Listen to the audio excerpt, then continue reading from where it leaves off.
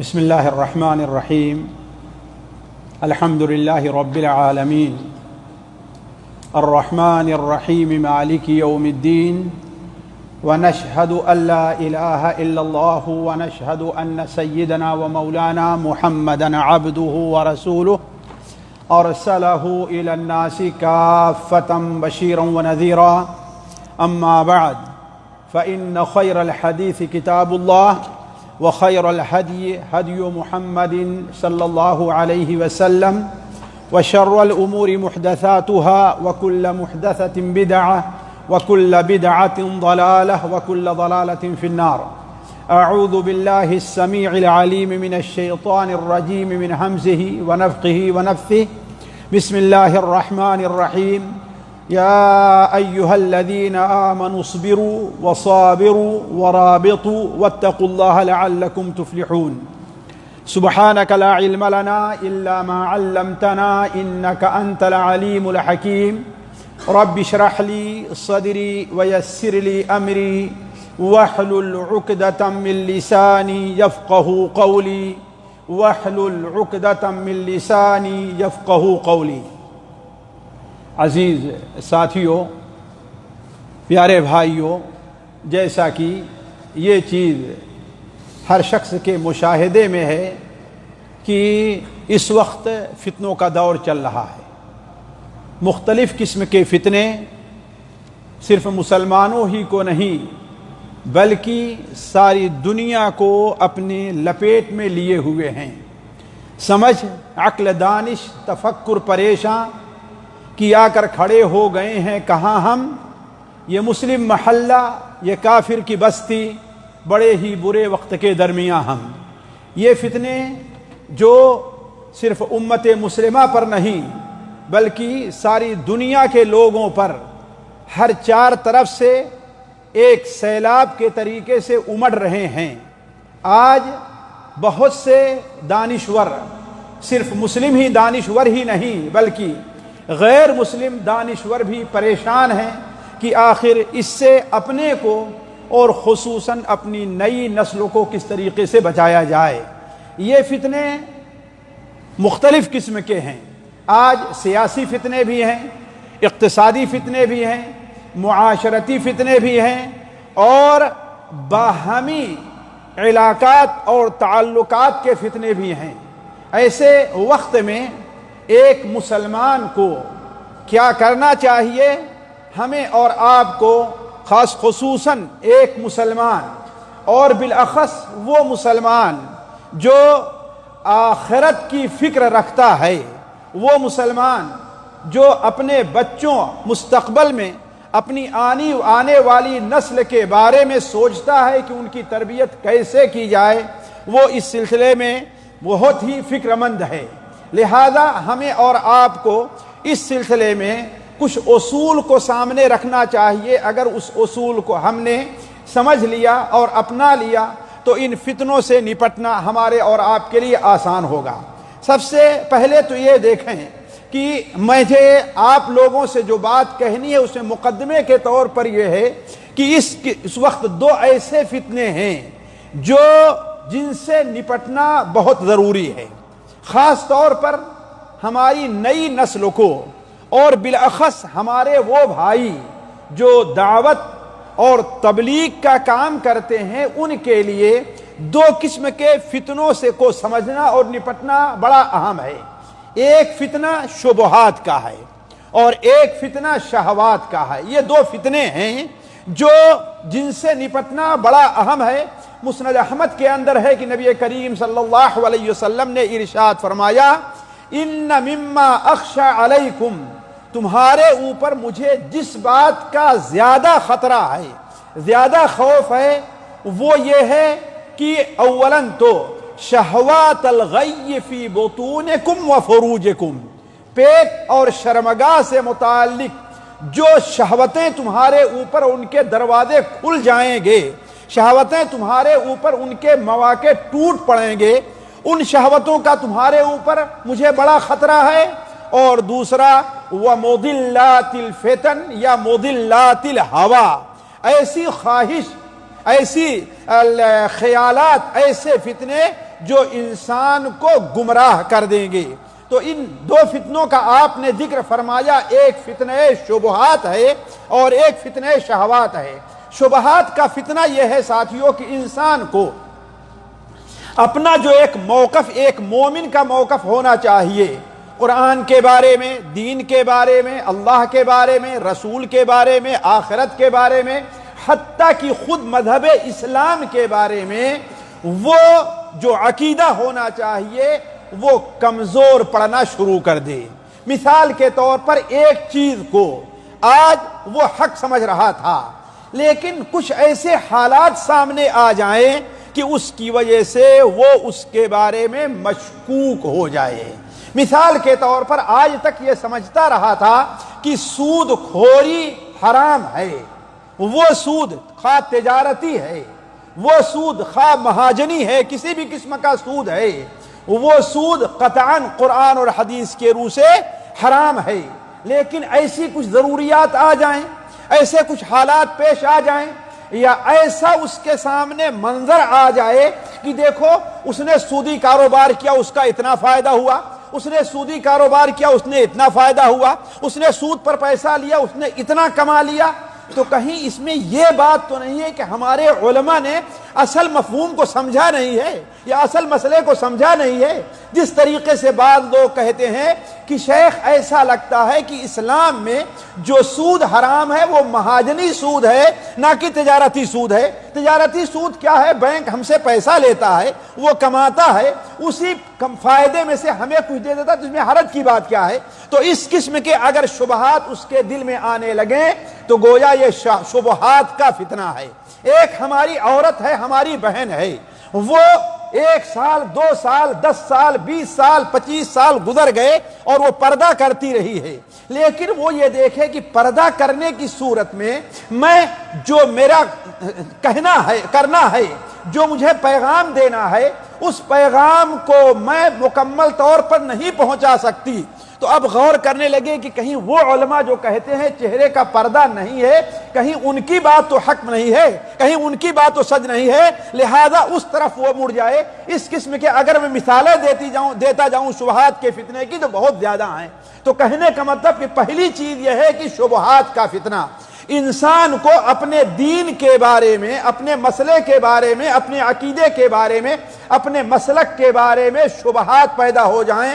مصنف عبد الرزاق میں صحیح سند کے ساتھ مروی ہے کہ ابو مسعود بدری رضی اللہ تعالیٰ عنہ حضرت حذیفہ رضی اللہ تعالیٰ عنہ کی خدمت میں گئے اور کہا کہ مجھ سے کچھ چیزیں بیان کیجئے۔ حضرت حذیفہ نے کہا کیا تمہیں اپنے دین کے بارے میں یقین نہیں ہے؟ تم شبہات کے اندر مبتلا ہو؟ کہا نہیں، ہم کسی شبہات کے اندر مبتلا نہیں ہیں، بس آپ سے مزید کوئی نصیحت چاہتے ہیں۔ تو حضرت حذیفہ رضی اللہ عنہ جو بات کہی تھی، ایک مومن کو اسے اپنے سامنے رکھنا چاہیے، خصوصاً داعی کو اپنے سامنے رکھنا چاہیے۔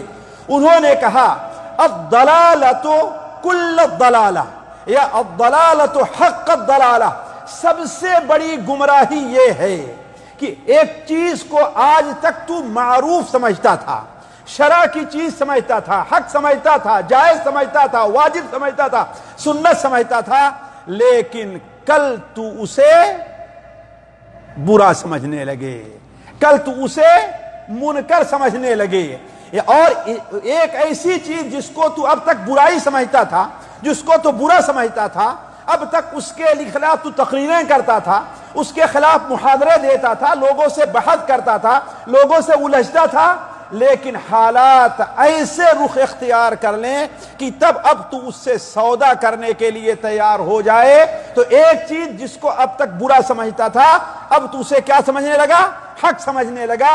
تو یہ سب سے بڑی گمراہی ہے۔ کہا دیکھو اللہ کا تعالیٰ کا دین ایک ہے، ایاک والتلون فی الدین، دین کے بارے میں دو رنگی سے تم بچتے رہنا۔ کیوں؟ اللہ تبارک و تعالیٰ کا دین ایک ہے۔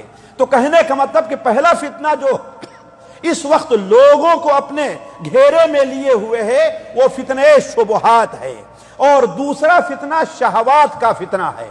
شہوات کا فتنہ سے مراد کیا ہے؟ دیکھیے اللہ تبارک و تعالیٰ نے انسان کے اندر بطور آزمائش کے مختلف قسم کی شہوات رکھی ہیں.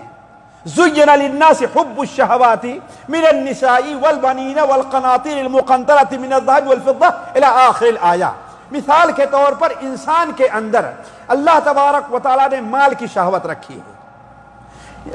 ہر انسان اس دنیا میں عموماً اگر کہا جائے 999% لوگ تو مال سے جتنی محبت کرتے ہیں کسی اور چیز سے محبت نہیں کرتے، حتیٰ کہ اپنے بیوی بچوں سے بھی اتنی محبت نہیں کرتا جتنا مال سے محبت کرتے ہیں. اسی لیے دیکھیے اللہ تبارک و تعالی، اللہ کے رسول صلی اللہ علیہ وسلم نے جو بیان فرمایا ہے کہ انسان کے اس دنیا میں 3 یار ہوا کرتے ہیں، صحیح بخاری وغیرہ موجود ہے کہ 3 خلیل ہوتے ہیں. ایک خلیل وہ ہے جو گھر پہ رہ جاتا ہے، دوسرا خلیل وہ ہے جو قبر تک جاتا ہے، تیسرا خلیل وہ ہے جو قبر میں بھی چلا جایا کرتا ہے. یہ 3 خلیل، 3 دوست، یعنی دنیا میں انسان 3 چیزوں سے اپنے تعلقات، محبت کے تعلقات رکھتا ہے. ایک کیا ہے؟ مال ہے. سب سے پہلے آپ نے مال کو رکھا ہے اور کہا کہ مال گھر ہی پر رہ جاتا ہے، کسی کا مال اس کی قبر تک نہیں جاتا. اور دوسرا خلیل کیا ہے؟ اس کے اہل و عیال اور دوست اور احباب ہیں، وہ کیا ہے؟ اس کی قبر تک جاتے ہیں. کسی کو آپ نے نہیں دیکھا ہوگا کہ ہاں اپنے بیٹے کے ساتھ اس کی قبر میں جا کر کے سو جاتا ہو، کسی کو نہیں دیکھا ہوگا. کسی کو نہیں دیکھا ہوگا کہ اپنی بیوی کے ساتھ بڑی محبت دنیا میں کرتا تھا لیکن جا کے قبر میں سو جاتا ہوگا. قبر میں جتنی تکلیف ہوتی اس میں کوئی شک نہیں ہے، لیکن وہی حوالے کیا اور واپس آ جاتا ہے. اور تیسرا دوست وہ ہے جو اس کے ساتھ قبر میں بھی جاتا ہے. یہ کیا ہے؟ اس کا نیک عمل ہے. کون ہے؟ نیک عمل ہے. اور نیک عمل کہے گا میں دنیا میں تیرے نزدیک سب سے ہلکا تھا، سب سے مال کے لیے تو بدعملی پر اتر آیا کرتا تھا، بیوی بچوں کی محبت میں پڑ کر کے تو عمل میں کوتاہی کیا کرتا تھا، اور میں ہی آج تیرے کام آ رہا ہوں. تو اللہ تبارک و تعالیٰ کی آزمائش ہے کہ اللہ تعالیٰ نے انسان کے اندر خواہشات رکھی ہیں. اسی لیے جہنم کو کس سے گھیر دیا گیا ہے؟ خواہشات سے، من پسند چیزوں سے. اور جنت کو مکارہ، جو چیزیں طبیعت کو ناپسند ہوا کرتی ہیں.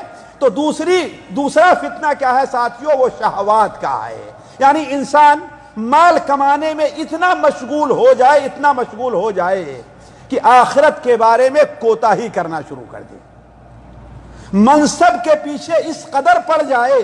سب سے بڑی شہوت اگر انسان کے اندر پائی جاتی، سب سے بڑی شہوت تو وہ منصب کی شہوت ہے ساتھیوں. اسی لیے دیکھیں منصب کے لیے انسان حتیٰ کہ اپنے باپ اور بیٹے کو بھی قربان کر دیتا ہے. یہ سب سے بڑی شہوت انسان منصب کی ہے. تاریخ آپ پڑھتے ہیں کہ کتنے بادشاہوں نے اپنے بیٹوں کو قتل کیا، بھائی نے بھائی کو قتل کیا، بیٹے نے باپ کو قتل کیا. کس کے لیے؟ تاکہ بادشاہ کون رہے؟ ہم بنے. تو سب سے بڑی شہوت انسان کے اندر کیا ہے؟ منصب کی شہوت ہے. تو دوسرا فتنہ انسان کے اوپر جو آج آیا ہوا ہے وہ شہوات کا فتنہ ہے. یہ دونوں فتنے انسان کے اوپر اس وقت اس قدر مسلط ہیں کہ ان سے چھٹکارا لینا مشکل ہے. بلکہ اللہ کے رسول صلی اللہ علیہ وسلم نے ارشاد فرمایا، صحیح مسلم میں، مسند احمد، سنن ترمذی میں حضرت ابو ہریرہ رضی اللہ عنہ کی روایت ہے کہ آپ صلی اللہ علیہ وسلم نے ارشاد فرمایا، بادروا بالاعمال فتنا، بادروا بالاعمال فتنا كقطع الليل المظلم. اندھیری رات کے ٹکڑوں کے طریقے سے. آپ نے یہ نہیں کہا کہ اندھیری رات کی طرح سے، نہیں، آپ نے کیا فرمایا؟ اندھیری رات کے ٹکڑوں کے طریقے سے. یعنی ایک ٹکڑا گیا دوسرا آیا، ایک گیا دوسرا آیا، ایک گیا دوسرا آیا. گویا ایک فتنہ پیدا ہوگا، ابھی ختم نہیں، دوسرا فتنہ شروع ہو جائے گا، دوسرا ختم نہیں، تیسرا شروع ہو جائے گا، تیسرے سے نجات نہیں ملی، چوتھا شروع ہو جائے گا، چوتھے سے نجات نہیں ملی، یہاں تک کہ پانچواں شروع ہو جائے گا. تو بادروا بالاعمال فتنا كقطع الليل المظلم، اندھیری رات کے ٹکڑوں کے طریقے سے اٹھنے والے فتنوں کے سے پہلے جو کچھ نیک عمل کرنا ہے تم نیک عمل کر لو. ان فتنوں کا اثر تمہارے اوپر کیا ہوگا. دیکھیے ایک بات اور بیان کر دوں آپ لوگوں سے. اللہ تبارک و اللہ کے رسول صلی اللہ علیہ وسلم نے قیامت کی بہت سی نشانیاں بیان کی ہیں. ان نشانیوں کے بیان کرنے کا مقصد کیا ہے؟ بہت سے لوگ سمجھتے ہیں کہ خبر دینا ہے. نہ، قطعاً نہیں، یہ نہ سمجھیے. بہت سے لوگ کیا سمجھتے ہیں کہ آپ نے خبر دی کہ ایسا ہوگا. نا، یہ اصل مقصد آپ صلی اللہ علیہ وسلم کا یہ ہے کہ متنبہ کرنا ہے کہ ایسی صورتحال پیدا ہو جائے تم سوچو کیسے نپٹو گے اس سے کیسے بچا جائے گا. یہ سب سے اہم ہے جس پر لوگ بہت کم توجہ دیتے ہیں. تو جتنی بھی نشانیاں آپ نے قیامت کی بیان کی ہیں، ویسے وقت نہیں کہ میں آپ کے سامنے رکھوں، ورنہ قیامت کی نشانیاں 3 قسم کی ہیں ساتھیوں. ایک نشانی وہ ہے جو شریعت کی نظر میں پسندیدہ ہے. شریعت کی نظر میں قیامت کی نشانی ہے نا. لوگ کہیں گے یہ کیسے ہے؟ نہیں، ہیں نشانیاں قیامت کی. آخر مہدی کا جو ظہور ہے قیامت کی نشانی ہے کہ نہیں ہے؟ پسندیدہ ہے کہ ناپسند ہے؟ جی، بیت المقدس کا فتح ہونا آپ نے کیا بیان فرمایا؟ قیامت کی نشانی ہے. پسندیدہ ہے کہ ناپسندیدہ ہے؟ جی، پسندیدہ ہے نا. آپ نے اس قسم کے اور بھی بہت سی نشانیاں بیان کی ہیں جو شریعت کی نظر میں کیا ہے؟ پسندیدہ ہے، جس پر انسان کو اللہ کا شکر ادا کرنا چاہیے اور اسے خوش ہونا چاہیے. دوسری نشانی وہ ہے قیامت کی جو صرف جائز ہے، نہ ناپسندیدہ ہے نہ پسندیدہ ہے. اس کا استعمال جائز حدود میں کرنے میں کوئی حرج کی بات نہیں ہے. جیسے آپ فشوت تجارت بہت عام ہو جائے گی. ننگے پیر، ننگے بدن، ننگے سر چلنے والے لوگ بڑی بڑی بلڈنگوں میں فخر کیا کریں گے، ہے نا. تو بڑی بلڈنگ بنانا یہ ناجائز، جائز کا مسئلہ نہیں ہے، یہ جائز کام ہے. ہمیں یہ دیکھنا ہے کہ ہم اس کا استعمال کیسے کرتے ہیں. ہم نے جائز حد تک کیا تو یہ ہمارے لیے کیا ہوگا؟ جائز ہوگا. ناجائز حد تک کیا تو کیا ہے ہمارے لیے؟ البتہ اور نشانیاں جو عموماً زیادہ ہیں وہ کیا ہیں؟ شریعت کی نظر میں ناپسندیدہ ہیں. شریعت کی نظر میں جیسے فتنوں کا ظہور ہے، غیر قوموں کا مسلمانوں کے اوپر تسلط ہے، علم کا اٹھ جانا ہے. ان نشانیوں کے بیان کرنے کا جو مقصد ہے وہ یہ ہے کہ امت اس سے متنبہ رہے، اس سے متنبہ رہے کہ اس میں پڑے نہیں، حتی الامکان اپنے کو اس سے بچانے کی کوشش کرے. تو اسی طریقے سے یہ بات جو آپ نے بیان فرمائی ہے کہ قیامت سے قبل ایسے فتنے ظاہر ہوں گے جو اندھیری رات کے ٹکڑوں کے طریقے سے ہیں، جس کے اثر سے انسان صبح کو تو مومن تھا لیکن شام ہوتے ہوتے کافر بن جائے گا، شبہات میں پڑ جائے گا یا شہوات کا شکار ہو جائے گا. شبہات میں پڑے گا یا شہوات کا شکار ہوگا. شام کو کافر رہے گا اور صبح کو مومن بن جائے گا. شام کو مومن، صبح کو کافر. گویا کہ آپ نے بیان فرمایا کہ اس قدر فتنے ہوں گے اور اتنے زیادہ ہوں گے کہ انسان کے دین اور ایمان کو وہاں پر خطرہ لاحق ہوگا. اس کے بعد آپ نے ایک اور چیز بیان فرمائی جس پر توجہ دلانا چاہتا ہوں میں. آپ نے بیان فرمایا یبیع دینہ بعرض من الدنیا قلیل. یبیع دینہ بعرض من الدنیا قلیل. دنیا کی معمولی پونجی کے عوض، معمولی سامان کے عوض کیا ہوگا؟ وہ اپنے دین کا سودا کر لے گا. گویا یہ جو فتنے ہوں گے اور اس فتنوں کے اثر سے انسان جو صبح کو مومن تھا شام کو کافر ہو گیا، شام کو کافر تھا صبح کو مومن ہو گیا، یہ کیا ہوگا؟ خالص دنیا کی وجہ سے ہوگا. کس کی وجہ سے؟ تو ایسے موقع پر ساتھیوں ہمیں کیا کرنا چاہیے؟ اولاً تو دیکھیے، جہاں نبی صلی اللہ علیہ وسلم نے ان فتنوں کا ذکر کیا ہے، جیسا کہ ہم نے کہا یہ ہمیں اور آپ کو متنبہ کرنے کے لیے، وہیں آپ نے ان فتنوں کی سختی بیان کرتے ہوئے بسا اوقات اس کا علاج بھی بیان فرمایا. مثال کے سنن ترمذی وغیرہ میں، مسند احمد میں ایک سے زائد صحابہ سے، حضرت ثعلبہ اور ایک حضرت انس بن مالک، دونوں سے روایت ہے اور تعدد طرق کی وجہ سے وہ حدیث حسن درجے کو پہنچتی ہے کہ آپ صلی اللہ علیہ وسلم نے ارشاد فرمایا کہ انسان پر ایک وقت ایسا آئے گا کہ اپنے دین پر ثابت قدم رہنے والے کی مثال وہ ہے جیسے اپنے ہاتھوں میں چنگاری کو پکڑے ہوئے، اپنے دین پر الصابر فیہم علی دینہ یا القابض فیہم علی دینہ یا المتمسک فیہم علی دینہ کالقابض علی الجمر، اپنے دین پر ثابت قدم رہنے والا گویا کہ اپنے ہاتھ میں کیا پکڑا ہے۔ ساتھیوں میں اس بات پر غور کرنے لگا تو ایک چیز میرے سمجھ میں آئی، شاید آپ کے لیے بھی مفید ہو۔ آپ صلی اللہ علیہ وسلم نے کیا بیان فرمایا؟ یہ نہیں بیان فرمایا کہ چنگاری اپنے ہاتھ پر لینے کے مانند ہے، آپ نے کیا بیان فرمایا؟ کالقابض، پکڑے ہوئے ہے، کالقابض، پکڑے ہوئے ہے۔ وہ کیسے ساتھی؟ دیکھیے چنگاری کا اپنے ہاتھ میں پکڑنا یہ بڑا مشکل کام ہے۔ ایک چیز مشکل ہے نا، جتنی چھوٹی چنگاری کیوں نہ ہو اس کا پکڑنا کیا ہے، بڑا مشکل ہے، ایک چیز۔ دوسری چیز، پکڑنا مشکل ضرور ہے لیکن محال ہے کہ نہیں ہے؟ مشکل ضرور ہے لیکن محال نہیں ہے۔ دوسری جو غور کریں۔ تیسری چیز کیا ہے ذرا غور کریں، جو چنگاری پکڑ لی جائے گی وہ ایک نہ ایک وقت بجھ جائے گی، جلتی نہیں رہے گی، ہے کہ نہیں؟ وہ کیا ہے؟ بجھ جائے گی، جلتی نہیں رہے گی۔ اس کا مطلب کیا ہے؟ ان ایام میں دین پر، شریعت پر عمل کرنا مشکل ہوگا۔ ایک چیز، مشکل تو بہت ہوگا لیکن محال، مشکل تو بہت ہوگا لیکن یہی ہمیں اور آپ کو تعلیم دینی ہے کہ مشکل ضرور ہوگا لیکن محال نہیں ہوگا۔ اگر ہمت سے انسان کام لے گا، اگر یقین سے کام لے گا، اگر اپنے جذبات پر کنٹرول کرے گا، اگر حالات سے لڑنا اس نے سیکھ لیا تو یہ کام مشکل ضرور ہے لیکن محال نہیں ہے۔ بلکہ اس وقت مومن کیا کہے گا کہ ہم طوفانوں سے ڈرنے والے نہیں ہیں۔ طوفانوں سے، جو آدمی طوفان سے ڈرا بھاگ گیا وہ ہلاک ہوا، اور جو طوفان سے لڑنا شروع کر دیا، تیرنا اور یہ کیا، وہ انسان کامیاب ہو گیا۔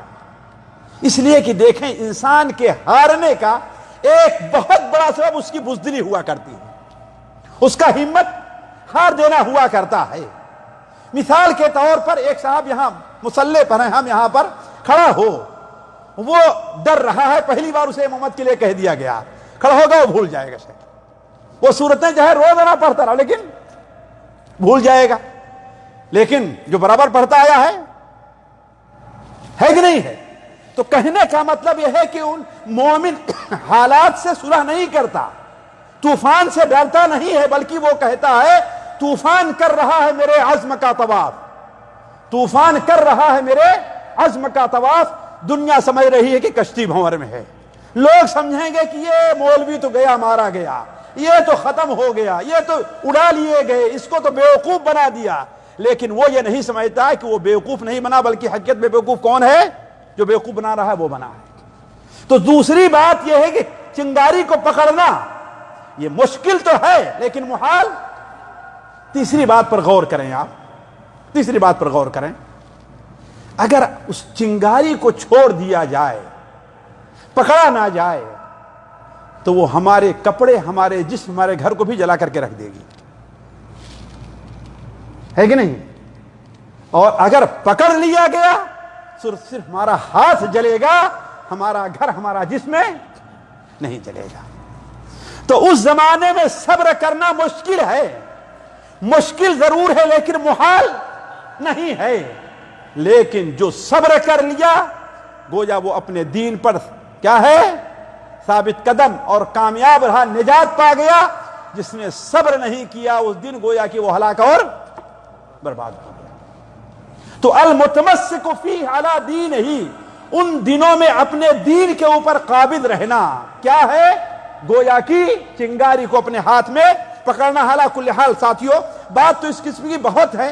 میں آپ لوگوں سے کہہ رہا تھا کہ ہمیں ان اصول کو اپنانا چاہیے کہ ہم ایسے موقع پر کن اصول کو اپنائیں.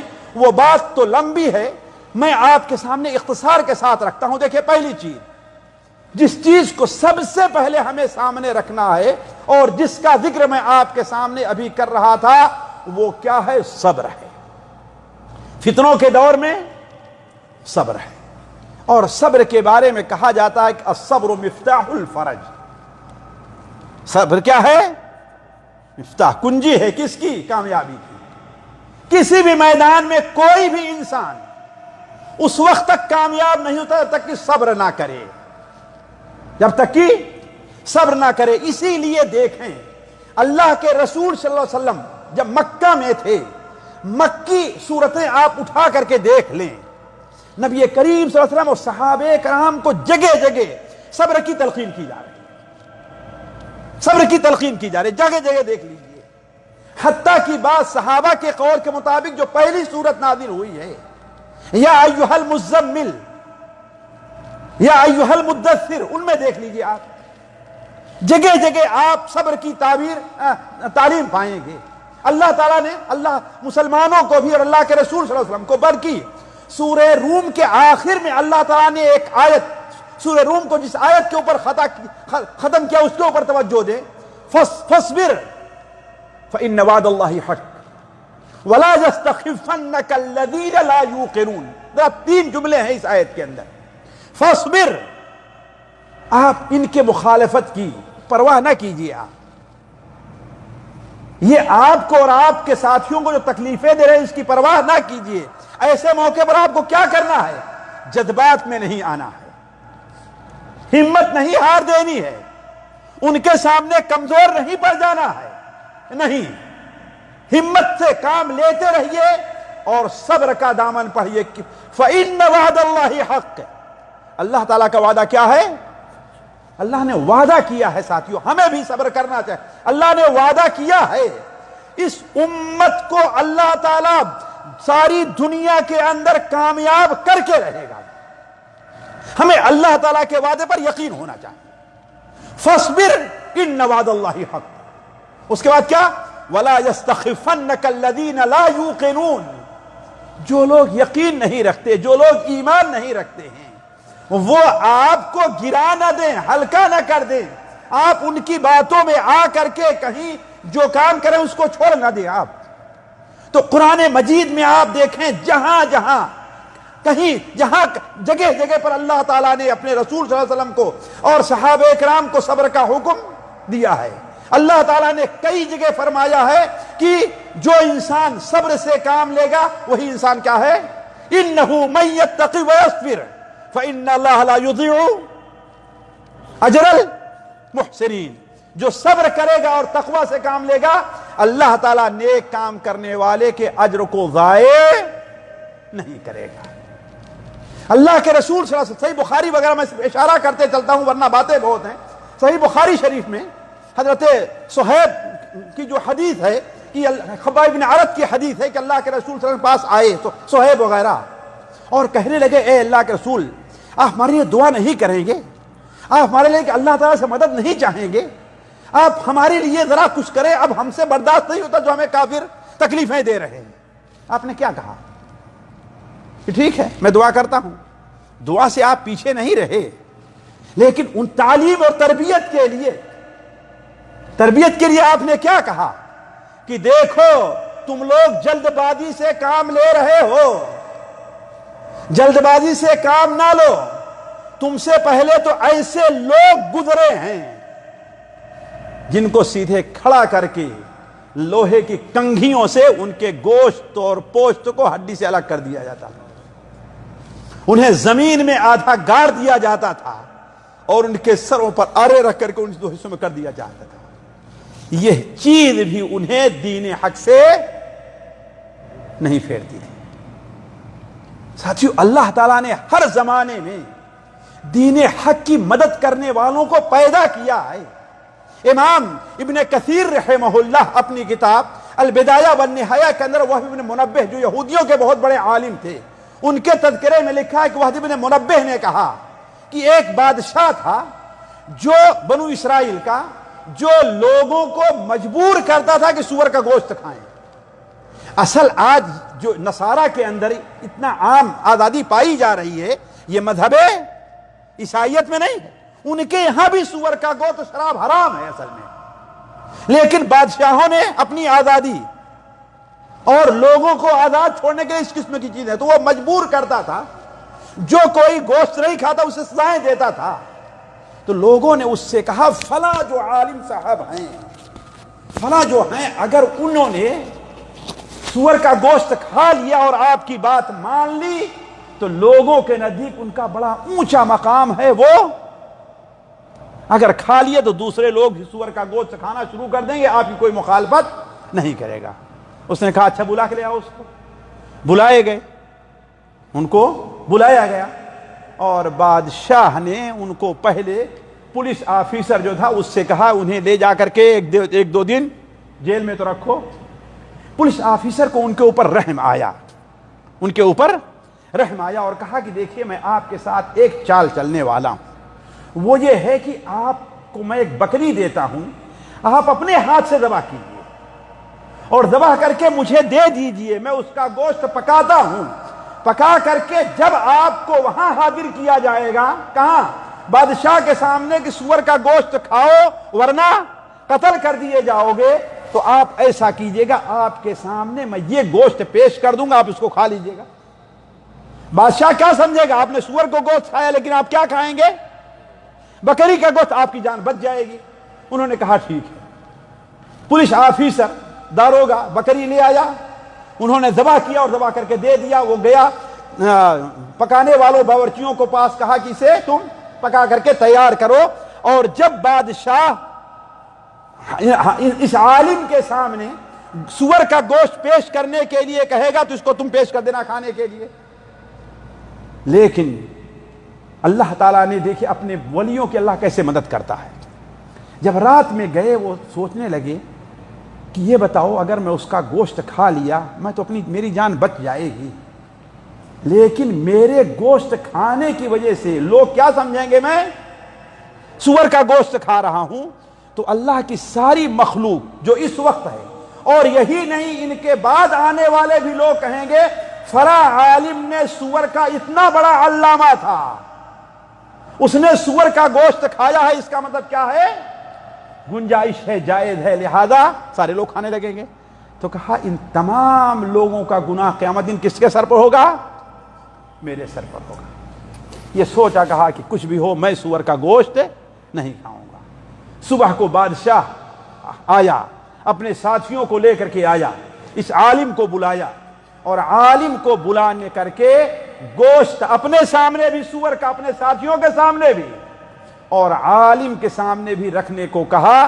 تو اس پولیس آفیسر نے کیا کیا؟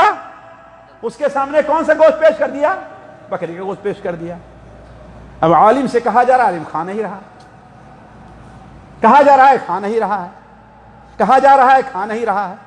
وہ اشارہ بھی کر رہا ہے پولیس کا داروگا کہ ارے کھاؤ، لیکن وہ کہتا ہے نہیں۔ بادشاہ نے 3-4 بار کہا لیکن وہ کھانے کے لیے تیار نہیں ہوا۔ آخر میں بادشاہ نے اسی پولیس آفیسر سے کہا کہ لے جاؤ اس کی گردن مار دو۔ وہ پولیس آفیسر جب لے جانے لگا اسے، کہا کہ آپ بھی عجیب آدمی ہیں، آپ سے ہم نے کہا تھا، آخر یہ وہی گوشت تھا جو آپ نے اپنے ہاتھ سے ذبح کیا تھا، کیا آپ یہ سمجھتے ہیں کہ میں آپ ساتھ دھوکہ کروں گا؟ ہم نے دھوکہ نہیں کیا، یہ وہی گوشت تھا۔ اس نے کہا مجھے معلوم تھا یہ وہی گوشت تھا، لیکن میں تو بکری کا گوشت کھاتا، لیکن ساری پبلک کیا دیکھ سمجھتی کہ میں سور کا گوشت کھا رہا ہوں، تو اس طریقے سے اللہ کا دین کہاں باقی رہتا؟ لہذا ہم نے صبر سے کام لیا، مجھے جلا دیا جائے، مجھے ذبح کر دیا جائے، لیکن بادشاہ کے سامنے بکری کا گوشت کھانے کے لیے میں تیار نہیں۔ تو خیر بات یہاں سے نکلی تھی کہ پہلا موقف ہمارا آپ کا کیا ہونا چاہیے ساتھیوں؟ لیکن ایک بات ذہن میں رکھیے، آپ لوگ کہتے ہوں گے تو ہم تو صبر کرتے ہیں، جی ہے نا، صبر کرتے ہیں۔ ساتھیوں صبر جانتے ہیں، کہتے ہیں صبر جو ہے بڑا کڑوا ہوتا ہے۔ کیا ہوتا ہے؟ اس لیے کہ صبر ایلوا کو بھی کیا کہتے ہیں؟ ایسا پھل ہوتا ہے جو کھایا نہیں جاتا۔ اہل علم کیا کہتے ہیں صبر کی؟ یہ پڑھا ہے آپ لوگوں نے، کتنی قسمیں ہیں صبر کی؟ 3 قسمیں پڑھا ہے نا صبر کی۔ تو اصل جو صبر ہے وہ سب سے زیادہ ثواب والا، سب سے بھاری اجر والا، اللہ تعالیٰ کے نزدیک سب سے افضل جو سبب ہے، جو صبر ہے، وہ صبر علی الطاعہ ہے۔ کیا ہے؟ اللہ تعالیٰ کی عبادت پر صبر کرنا۔ تو فتنوں کے دور میں عبادت کا اہتمام کرنا، صرف فرائض کا نہیں، نوافل کا بھی اہتمام کرنا، صرف سنتوں کا نہیں، تہجد کا بھی اہتمام کرنا، صرف رمضان کے روزے کا نہیں بلکہ ہر مہینے کم سے کم 3 روزے کا اہتمام کرنا، صرف زکوٰۃ نہیں بلکہ عام صدقہ اور خیرات، اسی طریقے سے دوسری چیزوں کو لے لیجئے۔ تو جب سب سے اہم صبر ہے کیا ہے؟ وہ صبر علی الطاعہ ہے۔ اور آج ساتھیوں دیکھیں اس صبر کے اندر ہمارے یہاں کمی در کمی پائی جاتی ہے۔ آج ہمارے علماء میں آپ نادر پائیں گے جو تہجد کی نماز پڑھتا ہو، ہے بات صحیح کہ نہیں صحیح؟ اس کا مطلب صبر علی الطاعہ اس کے اندر نہیں پایا گیا ہے، صبر علی الطاعہ نہیں پایا گیا ہے۔ عطار حرومی ہو، رازی ہو، غزالی ہو، مولانا عبدالرؤوف صاحب جھنڈے نگری رحمہ اللہ بڑے لئے سے یہ شعر پڑھا کرتے تھے۔ عطار حرومی ہو، رازی ہو، غزالی ہو، کچھ ہاتھ نہیں آتا بے اہ سحر گاہی۔ اللہ کے رسول صلی اللہ علیہ وسلم اپنے صحابہ کی رات کی نماز پڑھنے پر کس قدر تربیت کیا کرتے تھے، ذرا غور کریں آپ، کس قدر تربیت کیا کرتے تھے، اس کے اوپر غور کریں آپ۔ صحیح ابن حبان میں حضرت ثوبان یا حضرت عبداللہ ابن دونوں میں سے حدیث ہے جس کا اثر تھا کہ صحابہ کرام حضر کی بات تو چھوڑ دیجئے، سفر میں بھی تہجد کی نماز نہیں چھوڑا کرتے تھے۔ اور سفر اور حضر ہی میں نہیں ساتھیوں، میدان جنگ میں بھی تہجد کی نماز نہیں چھوڑا کرتے تھے۔ امام ابن کثیر رحمہ اللہ نے البدایہ والنہایہ کے اندر وہ لڑائی جو اللہ کی قسم خیال ہے، خیال ہے، وہ لڑائی جو حضرت ابوبکر کے زمانے میں یرموک کے نام سے پیش آئے گی، آپ اسے تاریخ کی صفحات میں تو پڑھ سکتے ہیں لیکن دنیا کے واقعات میں شاید ہی آپ کہیں دوسری جگہ دیکھ سکیں۔ وہ عجیب و غریب، اسے پڑھیں آپ تو ایسا لگے گا کہ میں کوئی واقعہ نہیں پڑھ رہا ہوں، کوئی افسانہ پڑھ رہا ہوں۔ اس جنگ میں جب مسلمانوں کو کامیابی ملی ہے تو یمن کے بادشاہ نے اپنا قاصد بھیجا کہ ذرا دیکھو آخر یہ انسان ہے کہ جنات ہیں، یہ لوگ کیا ہیں، ان کے سامنے کوئی ٹکتا نہیں ہے۔ بلکہ یرموک سے جب رومی فوج ہار کر کے بھاگی ہے تو انطاکیہ کے اندر ان کے بطریق نے بلایا لوگوں کو، کہا کہ ذرا آؤ مجھے سمجھاؤ تو آخر کی طاقت میں تم زیادہ تھے کہ وہ ہیں، ہتھیار تمہارے پاس ہے کہ ان کے پاس ہے، فوج تمہاری زیادہ کہ ان کی زیادہ ہے، سب کچھ میں تم زیادہ ہو، لیکن اس کے بعد کیا ہے؟ تو کیا بتایا ہے؟ ان میں ایک بات یہ بھی بتائی ہے کہ وہ عجیب قوم ہے، دن کو روزہ رکھتی ہے، بھوکے رہتی ہے اور رات میں نماز پڑھتی ہے۔ کہا اگر تم سچ کہہ رہے ہو تو اس روئے زمین پر تمہارے لیے رہنا بہتر نہیں، زمین کے نیچے رہنا بہتر ہے، اس قوم پر تم کبھی کامیاب نہیں ہو سکتے۔ تو صبر علی الطاعہ ساتھیوں یہ بڑی اہم ہے۔ یہ وقت نہیں کہ میں آپ کے سامنے صبر علی الطاعہ کی اہمیت اور فضیلت اور اس کی صورتیں بیان کروں، تو عرض کرنے کا مقصد یہ ہے کہ صبر کہنا بڑا آسان ہے، لیکن طاعت پر صبر کرنا یہ کیا چیز ہے؟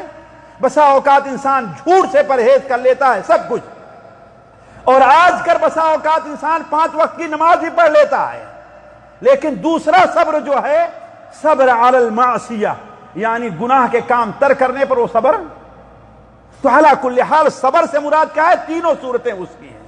اس کے بعد دوسرا اصول کیا ہے میرے ساتھیوں، جسے اپناتے ہی فتنوں کے دور میں ادخلوا فی السلم کافہ، دین میں پورے کے پورے داخل ہو جاؤ۔ یعنی اس کا معنی کیا ہے؟ دیکھیے اللہ تبارک و تعالی نے دین اسلام کے اندر 4 حصے رکھے ہیں اور چاروں کو ماننا پورا کرنا یہ دین اسلام ہے۔ 4 حصے رکھے ہیں، ایک عقائد کا ہے، دوسرا عبادات کا ہے، تیسرا معاملات کا ہے، اور چوتھا جی اخلاقیات کا ہے۔ چوتھا کیا ہے؟ یہ 4 حصے ہیں دین اسلام کے، اور چاروں کی اپنی جگہ بڑی اہمیت ہے۔ جو انسان ان چاروں میں پورا نہیں اترتا ہے وہ ادخلوا فی السلم کافہ میں داخل نہیں ہوا ہے۔ ایک انسان ہے، آج ہمارے یہاں بہت سے لوگ علم بڑا اچھا حاصل کر لیں گے، عبادتیں بہت اچھی کر لیں گے، لیکن ان کا اخلاق اتنا گندا ہوگا کہ لوگ ان کے پرچھائی سے ہی بھاگنا شروع کر دیتے ہیں۔ بعض لوگ ہوتے ہیں ان کو سن لینا تو بڑا آسان اچھا لگتا ہے، لیکن ان سے ملاقات کرنی جی اچھی نہیں لگتی۔ کیوں بھائی؟ ہمارے نبی صلی اللہ علیہ وسلم عموماً آپ دیکھ لیجئے، ہم میں ایک آدمی، میں تو چھوٹا طالب علم لیکن عام ہمارے علماء جو ہیں الامان الحفیظ برا نہ مانیں گے، اپنے سے کمتر، اپنے سے غریب، اپنے سے محتاج جس آدمی سے اپنا کوئی تعلق نہیں، اپنی کوئی مصلحت نہیں ہوگی، اس سے سلام کرنے میں پہل جی ہے بات صحیح کہ نہیں صحیح؟ کیوں بھائی؟ تقریر تو کرتے ہیں کہ افضلہما کیا ہے؟ ابدؤہما بالسلام، جو سلام میں پہلے کرے وہ کیا ہے؟ یہ تقریر تو کرتے ہیں آپ لوگ کہ جتنے فرائض ہیں وہ سنتوں سے، واجبات سنتوں سے، البتہ ایک سنت ہے علماء کہتے ہیں وہ فرض واجب سے افضل ہے۔ ایک سنت ہے جو واجب سے، اس لیے کہ عموماً جمہور کبیر علماء کا کہنا ہے کہ سلام کرنا کیا ہے؟ یہ سنت ہے، لیکن جواب دینا واجب ہے۔ بعض علماء ایسے علامہ البانی اور بعض تابعین گئے ہیں کہ سلام کرنا بھی کیا ہے، لیکن عموماً علماء کیا کہتے ہیں؟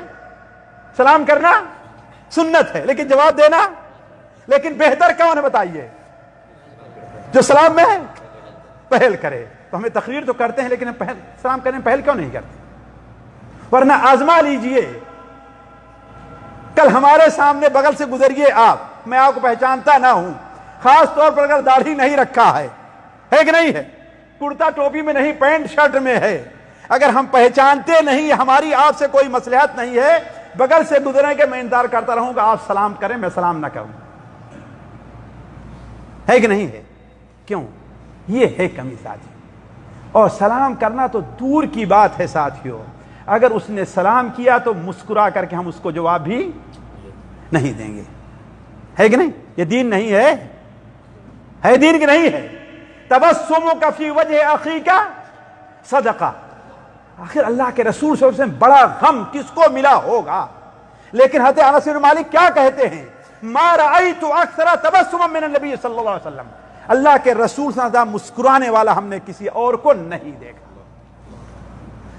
ادخلوا فی السلم کافہ، تو دین، ہمارے دین میں 4 چیزیں ہیں، عقیدے ہیں، عبادات ہیں، معاملات ہیں اور اخلاق ہیں۔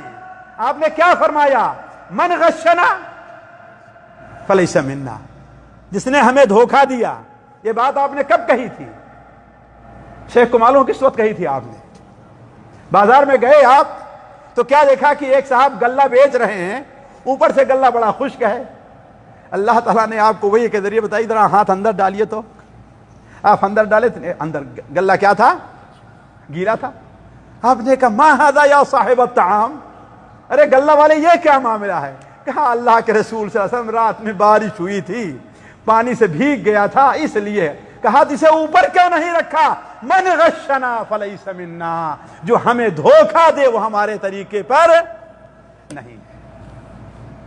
معاملہ ہے کہ نہیں؟ معاملہ ہے نا؟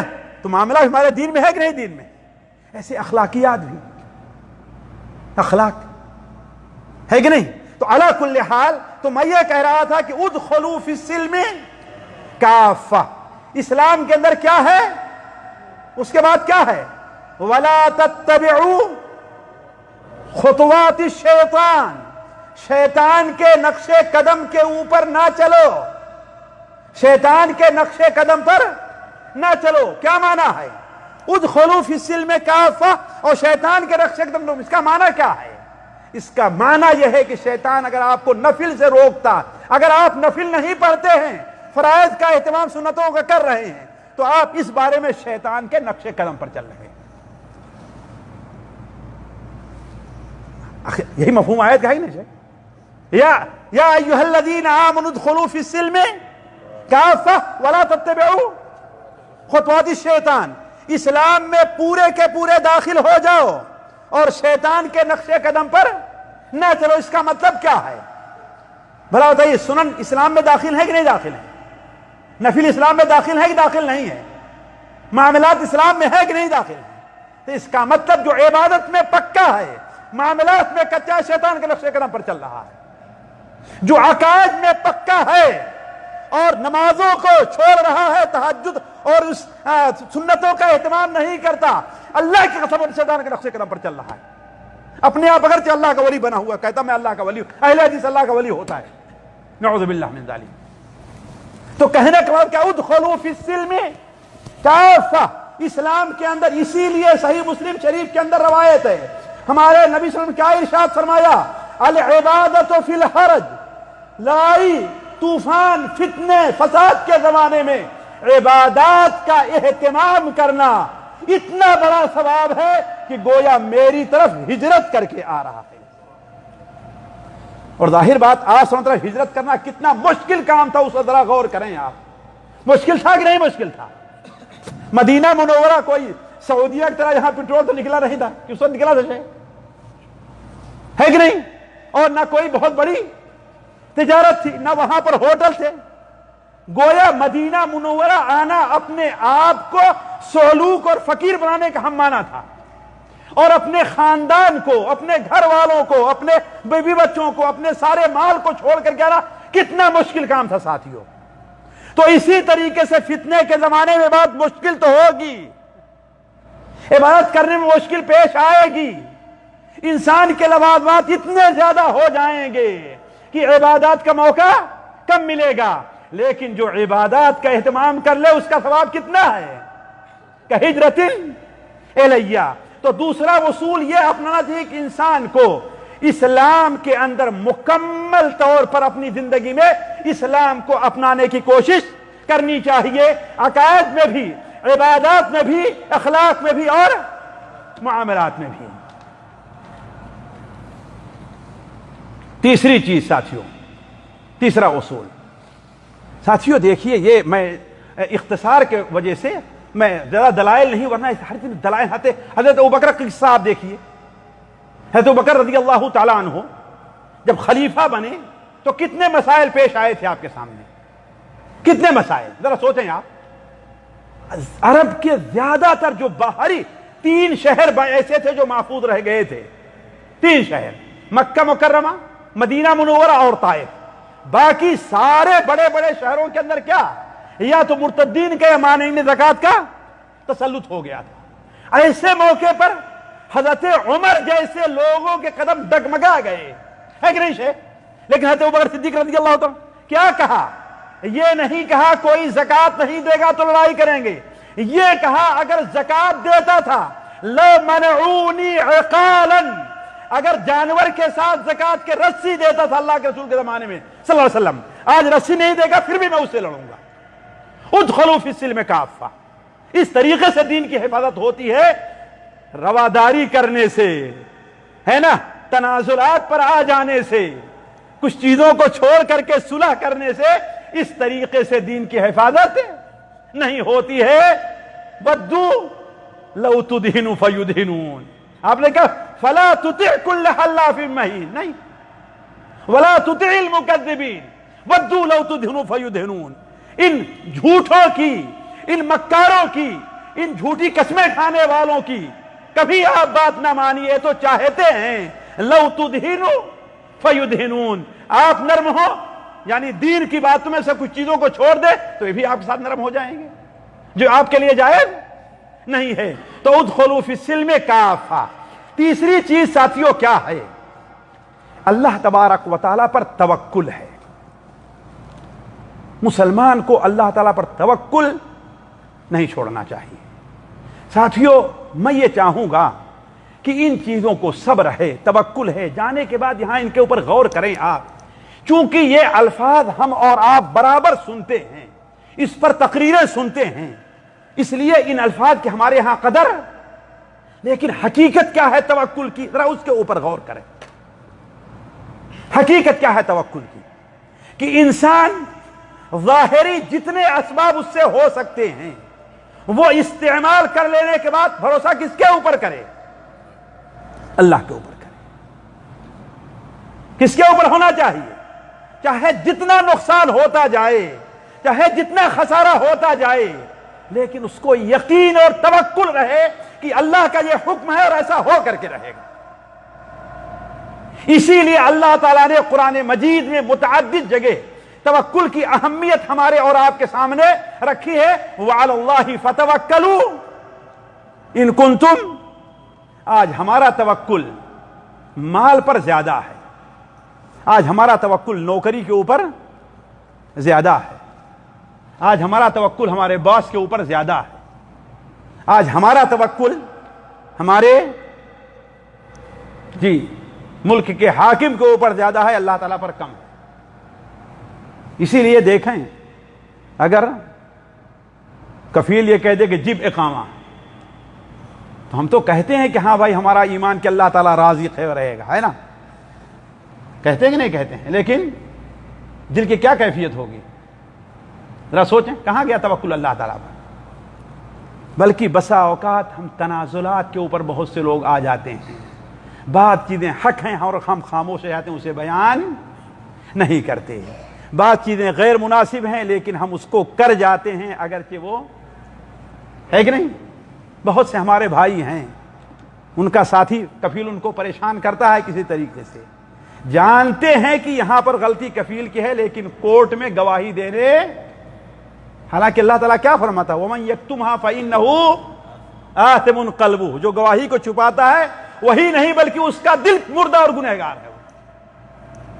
وَمَن يَكْتُمْهَا فَإِنَّهُ. لیکن ہم کیا کہتے ہیں؟ ارے بھائی ہمیں بھی نکال دے گا، ہے نا؟ ہمیں معلوم ہے کہ تم بے گناہ ہو، لیکن کیا کریں بھائی ہمارا مجبور ہیں. ایسا ہے کہ نہیں؟ علی کل حال کہنے کا مطلب یہ ہے کہ انسان کو توکل پر بھی تو اللہ تعالیٰ پر کیا کرنا چاہیے؟ توکل. اگر اللہ تعالیٰ پر توکل ہو جائے ہمارا صحیح، تو دنیا کی کوئی طاقت ہمارا بال بیکا نہیں کر سکتی ہے. چوتھا اصول یہ ہے کہ اللہ تبارک و تعالیٰ سے انسان اپنا تعلق جوڑے رہے. وَمَن يَعْتَصِم بِاللَّهِ فَقَدْ هُدِيَ إِلَى صِرَاطٍ مُسْتَقِيمٍ. جس اللہ تعالیٰ کے ساتھ جو چمٹا رہا، اللہ کے ساتھ جو اپنے تعلق کو جوڑے رہا، اللہ تعالیٰ کے ساتھ جس نے اپنا تعلق مضبوط کیے رہا، وہ کیا ہے؟ اسے اللہ سیدھے راستے پر لے کر کے چلے گا. اللہ تعالیٰ کے ساتھ تعلق کے اندر کیا کیا چیزیں داخل ہے ساتھ؟ کیا ہے کہ انسان ایک مومن جہاں پر اللہ تبارک و تعالی پر اس کا عقیدہ اور ایمان ہے، جہاں پر ہے، وہیں اللہ تبارک و تعالی کی عبادت کے اندر بھی وہ کوتاہ نہیں ہے. خصوصاً نماز. آپ جانتے ہیں نماز کا عربی میں کیا کہتے ہیں ساتھیوں؟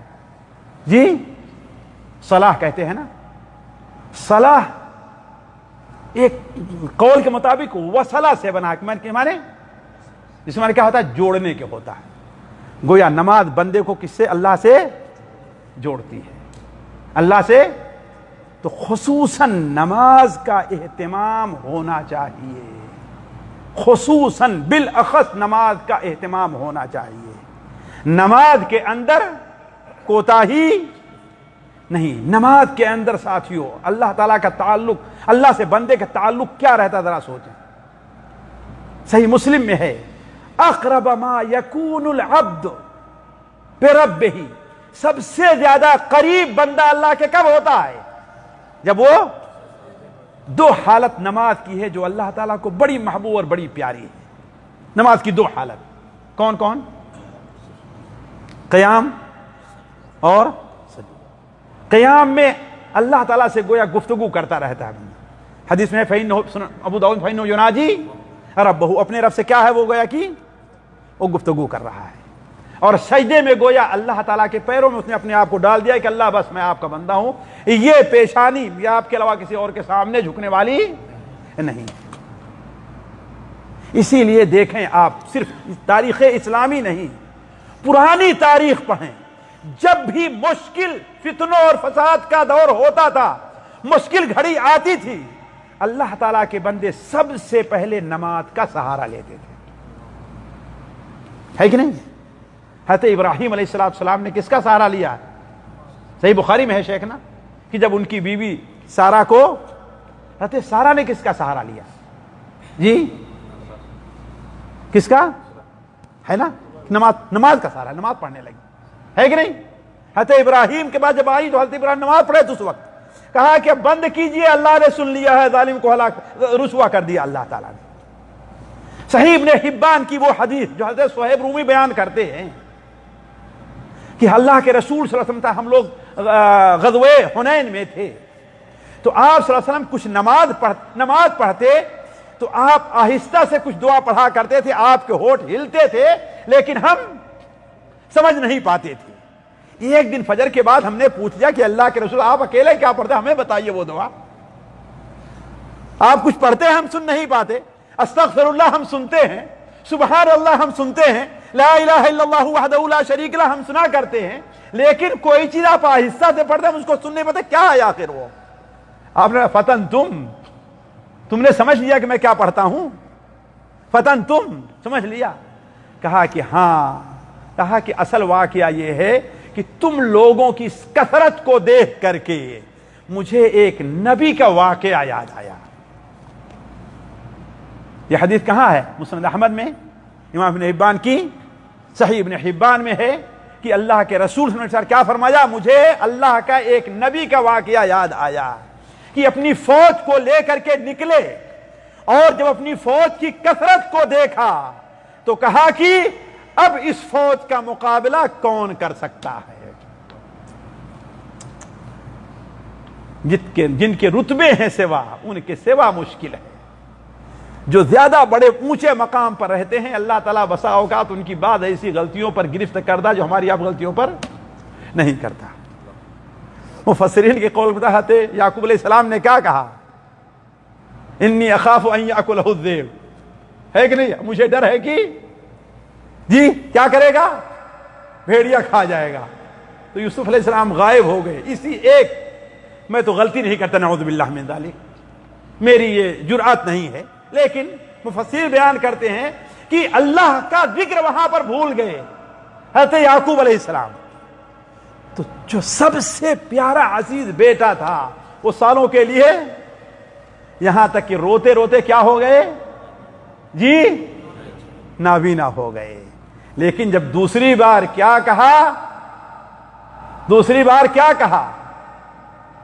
فاللہ خیر حافظا، ہے نا؟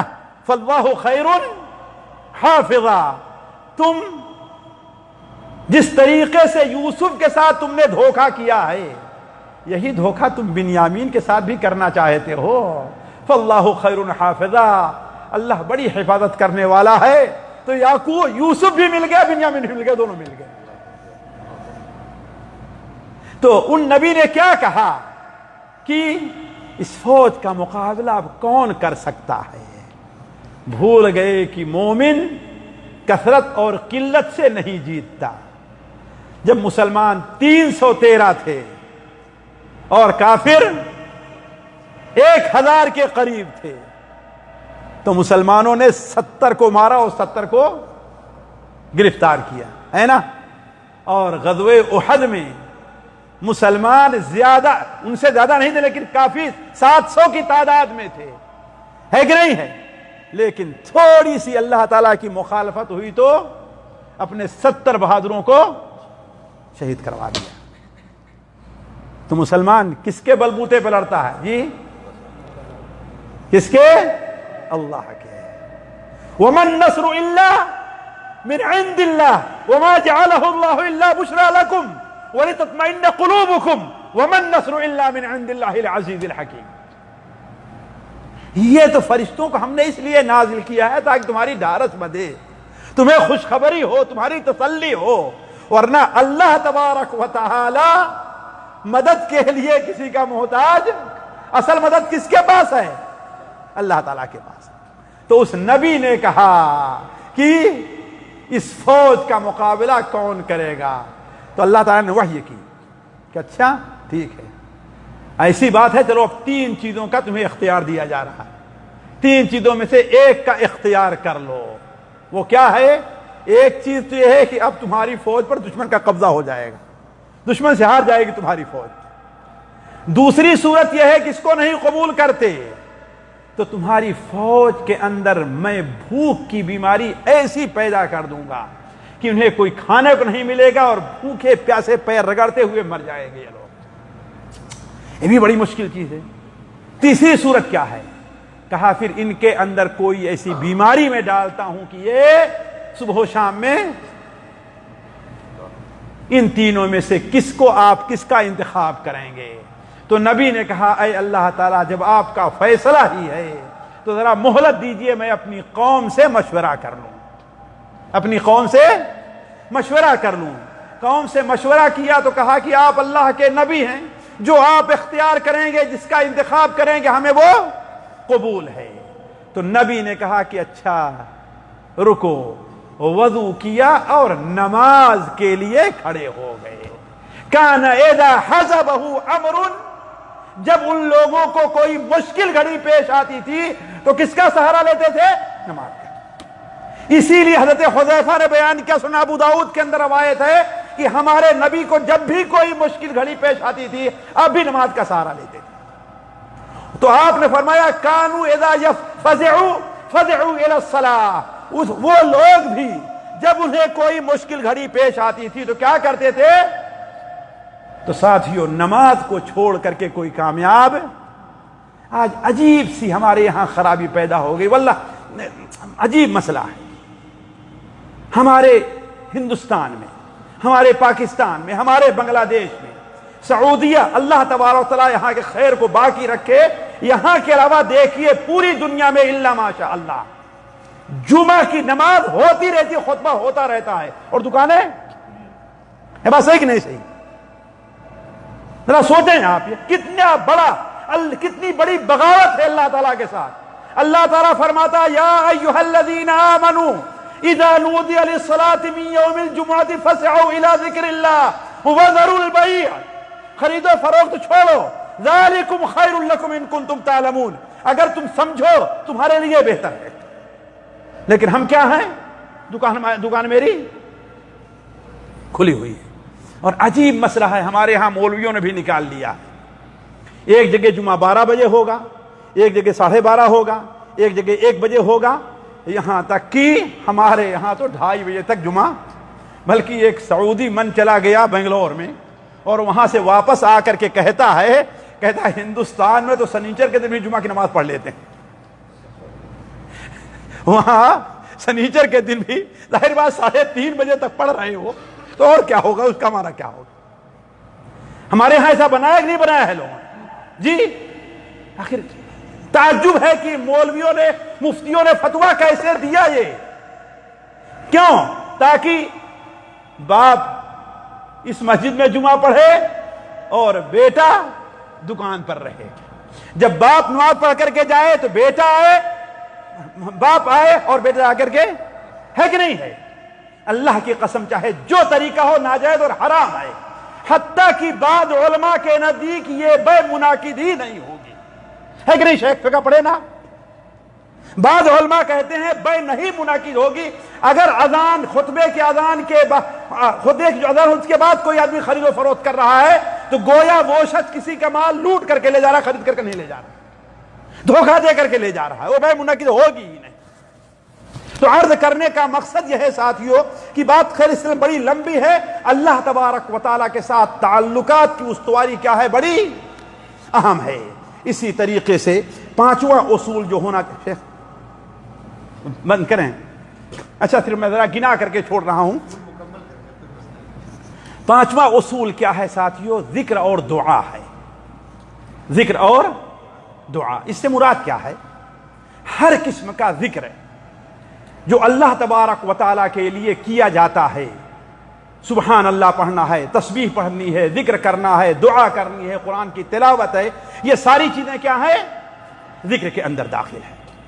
یہ اتنا اہم کیوں ساتھیوں؟ اس کا معنی یہ ہے کہ انسان کا تعلق اللہ تعالیٰ سے جڑا ہوا ہے. اسی لیے اللہ سے تعلق کے بعد اس کو ہم نے ذکر کیا ہے. اس کا ہر وقت انسان اگر اللہ کا ذکر، کیا مطلب اس کا؟ گویا اللہ تعالیٰ کا اس کا تعلق. اس کا فائدہ کیا ہوتا ہے ساتھیوں؟ کہ انسان اگر کسی چیز کا عادی ہو جائے، صحت میں، فرصت میں کے وقت میں، اور صحت میں، فرصت میں، اور وسعت اور کشادگی اور خوشی کے وقت میں، ان تین وقتوں میں اگر انسان کسی کام کا عادی رہے تو مشکل وقت میں ان چیزوں پر عمل کرنا مشکل نہیں ہوتا ہے. آخر حضرت یونس علیہ السلام، اللہ تعالیٰ نے ان کا ذکر جہاں پر فرمایا ہے وہاں پر کیا کہا؟ فلولا انہ کان من المسبحین. اگر وہ اللہ تبارک و تعالیٰ کا ذکر کرنے والے نہ ہوتے، تسبیح پڑھنے والے نہ ہوتے. تسبیح مراد کیا ہے یہاں پر؟ اللہ کا ذکر، اللہ والے ہیں. بعض لوگوں نے نماز کہی ہے، لیکن بعض علماء مفسرین نے کہا کہ یہاں نماز نہیں بلکہ عام اللہ کا ذکر مراد ہے. اسی لیے جب وہ ذکر، چونکہ عام حالات میں اللہ کے ذکر کے عادی تھے، اسی لیے جب مچھلی کے پیٹ میں گئے تو سب سے پہلے ان سے کون سا کلمہ نکلا ہے؟ لا الہ الا انت سبحانک انی کنت من الظالمین. آپ اپنی عادت ڈال کر کے دیکھیے ذکر کی کہ مشکل وقت میں، پریشانی میں، ٹھوکر لگے گی تو، بیمار ہوگی تو آپ کو کیا یاد آئے گا؟ بلکہ ساتھیوں طوالت کے لیے معافی چاہوں گا، میں یہی سعودیہ بغداد ایک ریاض کا ایک واقعہ آپ کے سامنے رکھتا ہوں جو بالکل زندہ واقعہ ہے. ایک شخص کو، بالکل عام آدمی تھا، شاید پڑھنا لکھنا بھی نہیں جانتا تھا، وہ ایک مجلس میں حاضر ہوا. وہاں پر امام بخاری رحمہ اللہ نے اپنی کتاب میں جو آخری حدیث ذکر کی ہے اس کے فضائل اور اس کے معنی بیان ہو رہا تھا. وہ کیا ہے جی؟ سبحان اللہ و بحمدہ. اسے بڑا اچھا لگ گیا کہ کلمتان خفیفتان علی اللسان حبیبتان الی الرحمن خفیفتان علی اللسان ثقیلتان فی المیزان. دو کلمے ہیں جو رحمان کو بڑے محبوب ہیں، زبان پر بڑے ہلکے ہیں، البتہ ترازو میں قیامت کے دن بڑا اچھا لگ گیا. وہ بس اسی کا ورد کرنے لگا. بلکہ کہیں ورکشاپ میں جائے تو میکینک سے کیا کہے؟ یا محمد، جانتے یہاں ہر ایک کو محمد کہتے ہیں نا، یا محمد، اس کا ہاتھ پکڑے اور کہے کلمتانی حبیبتانی الی الرحمن خفیفتانی علی اللسان ثقیلتانی فی المیزان سبحان اللہ و بحمدہ سبحان اللہ. بقالے پر گیا، سامان لیا، سامان لینے کے بعد اسے کہتا ہے کہ دیکھو اس کا اہتمام کیا کرو، ہاتھ پکڑے اس کو اور یہ حدیث دہرا دے. یہی اس کا معمول بن گیا، جہاں کہیں بھی جائے معمول بن گیا اس کا. کس کلمے کا؟ کلمتانی حبیبتانی الی الرحمن خفیفتانی علی اللسان ثقیلتانی فی المیزان سبحان اللہ و بحمدہ سبحان اللہ العظیم. اللہ کا کرنا یہ ہوا کہ اس کو دماغی جلدہ، کیا کہتے ہیں اس کو؟ کیا ہمریج، مجھے نہیں آتی بھائی ہے نا، اس لیے میں کہہ رہا ہوں ہے کہ نہیں ہے. یعنی اس کے دماغ پر فالج کا اثر ہو گیا اور ہاسپٹل میں وہ داخل ہو گیا، بے ہوش، جانتے ہوش نہیں رہتا آدمی. اچانک ایک دن اس کے جسم کے اندر حرکت ہونے لگی. نرس بھاگ کر کے یہی ڈاکٹر کو بلائی. ڈاکٹر بالکل عام بے نمازی اور ایسے تھا، اس کو بلا کر کے لے آئی کہ دیکھیے وہ مریض کا ہے. آیا ڈاکٹر، وہ شخص آنکھ کھولتا ہے اور کہتا ہے یا دکتور، ہاتھ پکڑ کے یا دکتور، یا دکتور کلمتان حبیبتان الی الرحمن خفیفتان علی اللسان ثقیلتان فی المیزان سبحان اللہ و بحمدہ سبحان اللہ العظیم. اور اس کی روح قبض ہو گئی. ساتھیوں اللہ بڑا مہربان ہے. ذرا ہم اس کی طرف آ کر دیکھیں تو، ہم اس کو یاد کر کے دیکھیں تو. اللہ کیا فرماتا ہے؟ اگر تو دنیا میں لوگوں کے سامنے میرا ذکر کرتا ہے، تیرا ذکر کہاں کروں گا میں؟ لئن ذکرہ فی ملع ذکرتہ فی ملع خیر، ان لوگوں کے سامنے ذکر کروں گا جو ان سے بہت بہتر ہے۔ آپ یہاں پر ذکر کیجئے اور وہاں اللہ تعالیٰ آپ کا ذکر ہے، ذکر میرا مجھ سے بہتر ہے کہ اس محفل میں ہے کہ وہاں پر ہمارا ذکر ہے۔ تو کہنے کا مطلب یہ ہے حتیٰ کہ اللہ تبارک و تعالی نے جنگ کے میدان میں بھی مسلمانوں کو کیا کہا ہے؟ اللہ کا بکثرت ذکر کا حکم دیا ہے۔ یا ایھا الذین آمنوا اذا لقیتم فئۃ فاثبتوا واذکروا اللہ کثیرا لعلکم تفلحون۔ اے ایمان والو، اذا لقیتم فئۃ، اگر کسی جماعت سے تمہارا مقابلہ ہو تو فاثبتوا، وہاں پر جم جاؤ، اور کیا؟ وَاذْكُرُوا اللَّهَ كَثِيرًا، اللہ تبارک و تعالیٰ کا بکثرت ذکر کرو۔ چھٹا اصول ساتھیو یہ ہے کہ مادی تیاری بھی انسان کو کرنا چاہیے۔ ہر انسان اپنی استطاعت کے مطابق فتنوں سے کیسے مقابلہ کر سکتا ہے، اس کے لیے مادی تیاری کرے۔ حکومت کی ذمہ داری اور ہے، علماء کی ذمہ داری اور ہے، ڈاکٹروں کی ذمہ داری اور ہے، مالدار سرمایہ لوگ ذمہ داری اور ہے، اور آپ کی بھی ذمہ داری ہے۔ الا کلکم راع وکلکم مسئول عن رعیتہ، تم میں کا ہر شخص ذمہ دار ہے اور ہر شخص کی ذمہ داری کے بارے میں پوچھا جائے گا کہ تم نے ان فتنوں سے، اپنے بچوں کو فتنوں سے بچانے کے لیے تم نے کیا کیا ہے؟ ذرا سوچو، یہ بھی آپ سے سوال ہوگا۔ اللہ تعالیٰ نے ہمیں اور آپ کو حکم دیا ہے کہ ہم کیا کریں؟ فتنوں سے، دشمن سے مقابلے کے لیے ہم کیا کریں؟ تیاری کریں۔ وَأَعِدُّوا لَهُم مَّا اسْتَطَعْتُم مِّن قُوَّةٍ وَمِن رِّبَاطِ الْخَيْلِ، ہے کہ نہیں ہے؟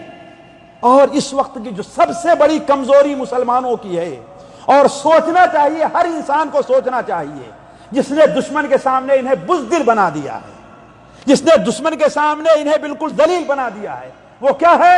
مسلمانوں کا باہمی اختلاف ہے، باہمی اختلاف ہے۔ حتیٰ کہ ایک مسجد کا معاملہ اس میں اختلاف رہا کرتا ہے کہ نہیں ہے؟ ایک مدرسے کا معاملہ اس میں اختلاف، ہر آدمی چیخ رہا ہے، چلا رہا ہے، لیکن آخر تم آگے بڑھتے کیوں نہیں؟ آپ کی بھی تو کچھ ذمہ داری ہے کہ نہیں ذمہ داری؟ اسی لیے آپ دیکھیں غزوہ بدر کے بعد مسلمانوں میں اختلاف ہوا تھا۔ کس بارے میں اختلاف ہوا تھا؟ سب سے بڑا اختلاف یہ ہوا تھا اس لیے کہ جنگ جیسے ختم ہوئی، مسلمان 3 حصوں میں بٹ گئے تھے، مسلمان 3 حصوں میں بٹے تھے۔ آپ لوگ سیرت پڑھیں معلوم ہوگا۔ ایک حصہ کیا تھا؟ جنہوں نے آگے بڑھ کر کے فوراً نبی کریم صلی اللہ علیہ وسلم کا محاصرہ کر لیا۔ کیوں؟ تاکہ دشمن ایسا نہ ہو کہ آپ تک پہنچ جائے۔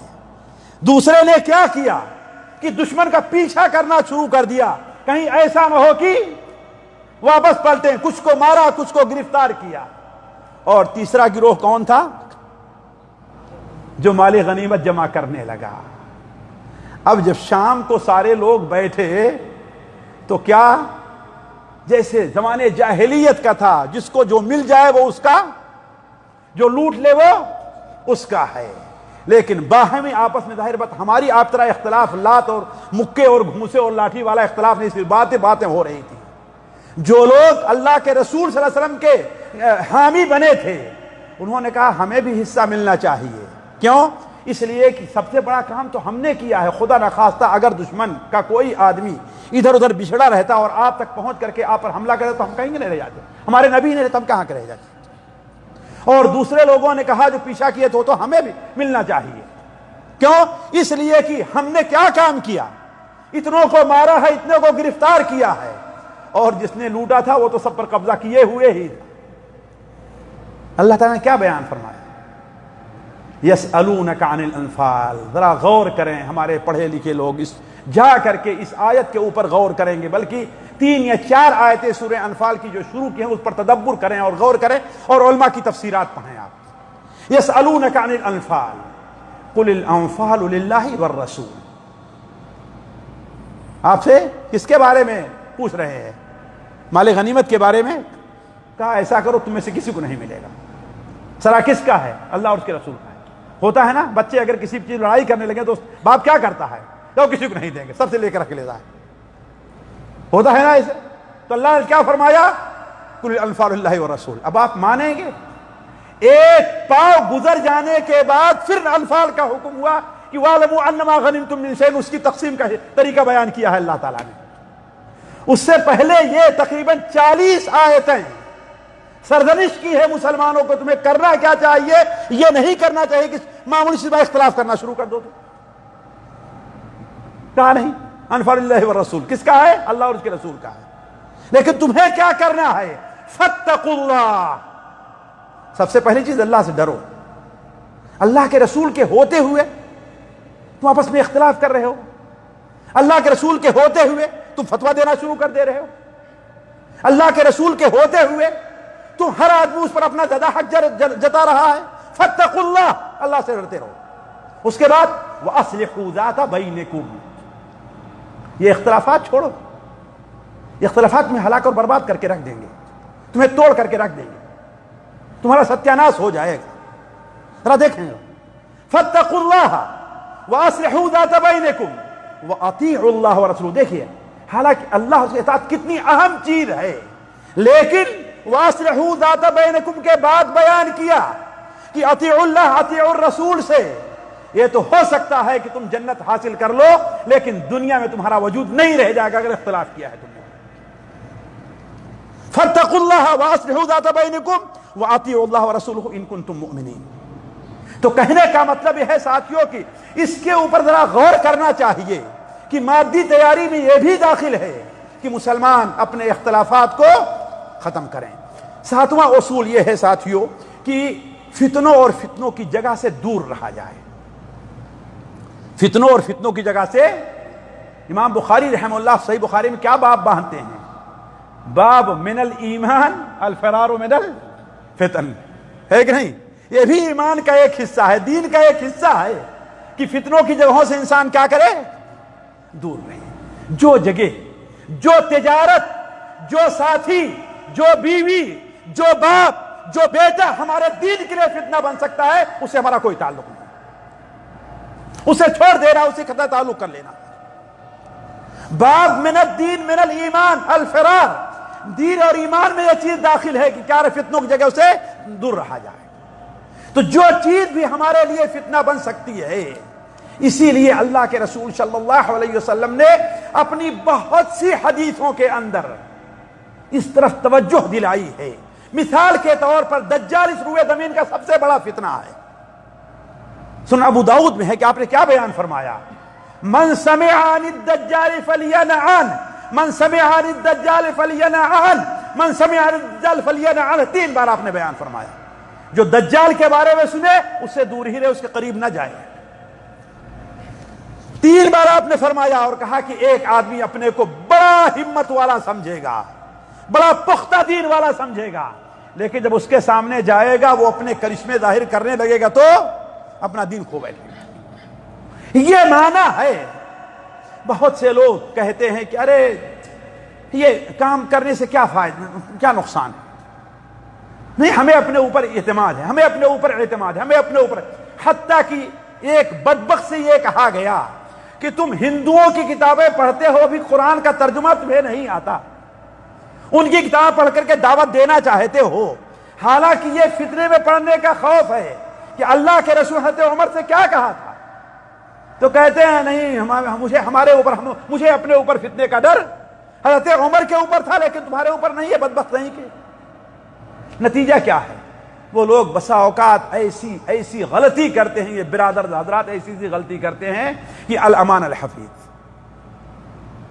مثال کے طور پر ایک ہندو کو لے آئیں گے، کرسچن کو لے آئیں گے، اسے مسلمان بنانے کے لیے بھی ہندو ہے، کلمہ نہیں پڑھا بلکہ کہا بھی نہیں ہے، دعوت دیں گے اسے اور افطاری کی دعوت میں لے آئیں گے اور مسجد میں اس کو اپنے ساتھ کھڑے ہو کر کے اپنے بغل میں کھڑا کر لیتے ہیں. ابھی کلمہ بھی نہیں پڑھا اس نے. تمہاری نماز کہاں گئی، وہ کہاں گئی؟ ذرا سوچیں. تو کہنے کا مطلب یہ ہے کہ ضروری ہے کہ انسان کسی بھی قسم کا فتنہ آئے، تجارت کا فتنہ ہے وہ تجارت چھوڑ دے، ساتھیوں کا فتنہ ہے وہ ساتھی چھوڑ دے، علم کا فتنہ ہے وہ علم چھوڑ دے. جو چیز فتنہ بنے انسان کے لیے اس فتنے سے انسان. حتیٰ کہ حتیٰ کہ صرف اس جماعت میں جو فتنوں والی جماعت ہے اس میں شریک رہنا، اگرچہ اپنے آپ اس کے اخلاق اور عادات کو اپنائے نہیں، یہ بھی ہمارے لیے خطرہ ہے۔ قیامت غزوہ بدر کے موقع پر بعض ایسے لوگ بھی آئے تھے، بعض ایسے لوگ بھی تھے جو دل سے مومن تھے، ہے نا، بلکہ حضرت عباس ابن عبد المطلب بھی انہی میں تھے۔ کون؟ اللہ کے رسول کے چچا عباس ابن عبد المطلب۔ انہوں نے کہا اے اللہ کے رسول صلی اللہ علیہ وسلم، میں تو مجبوری میں آیا تھا، میں تو آپ جانتے ہیں آپ کا خیر خواہ ہوں، آپ کہتے ہیں تمہارے دل کا معاملہ اللہ کے ساتھ، بظاہر تم تو ہمارے خلاف آئے تھے، لہذا اپنا بھی جرمانہ ادا کرو، اپنے بیٹے اپنے بھتیجے ہر ایک کا جرمانہ ادا کرو۔ تم ہے کہ نہیں شیخ؟ سیرت کے اندر تو گویا کہنے کا مطلب یہ ہے کہ انسان کو فتنوں وغیرہ کی جگہ سے دور۔ آٹھواں اصول کیا ہے؟ انسان، اور یہ خصوصاً علماء کے لیے ہے، مفاسد اور مصالح پر نظر رکھیں۔